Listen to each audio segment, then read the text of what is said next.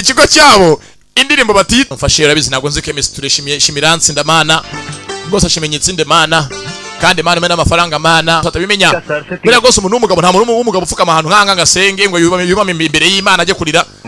cyane ko buri muntu w'umugabo dore ngo Anjali aratangira guhinduka wari umuhungu yaje angambara Chanete yambara impeta mu biganza yisiga byaraca bugufa ku gapfanyire kwenda kuba makanafuka hasi ngo ni imbere ya nyina n'imbere y'Imana n'imbere y'iki nyine imbere he handi hikisi mukore abakoze subscribe kuri Difera TV mwihangane tugiye kubagezaho seri nshyashya ariko ikibazo ntabwo notification zibageraho mukore subscribe mwongereho notification all mwongere muyishyireho ntabwo kiza kubera akabazo kari kabaye murakoze umukobwa hangana garabivuga ko yatubwira ati na